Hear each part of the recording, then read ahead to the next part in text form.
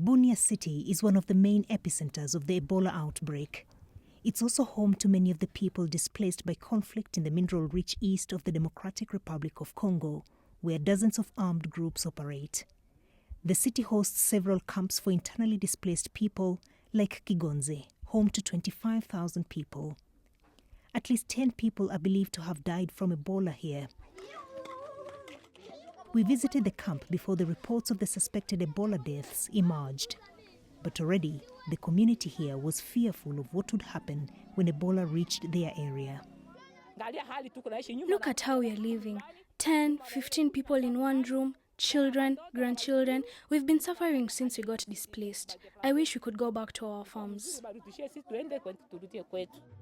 They said they were aware of the outbreak and had been taught how to prevent it, but they lacked the means to do so.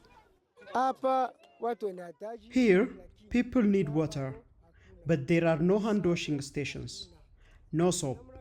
How do we protect ourselves? In such living conditions, this disease could finish us. Since being displaced from their farms, they've been fully dependent on foreign aid.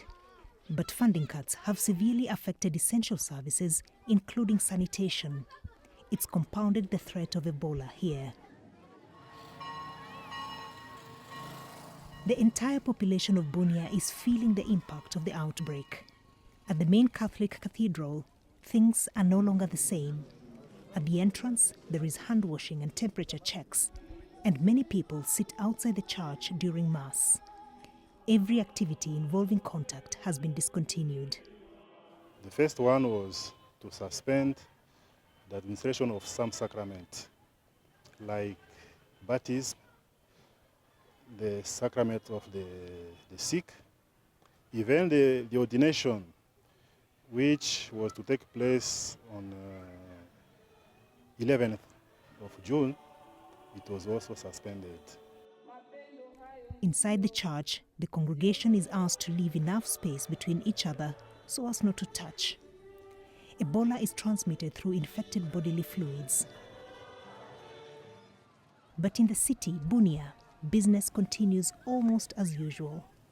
I'm in the center of Bunia city, and you can see how busy it is. If you came here without any knowledge of what's going on, you wouldn't know that there's a big outbreak of Ebola here. It has been busy as ever, but everywhere you look, you'll find signs like this one, informing people about Ebola and educating them how to prevent it.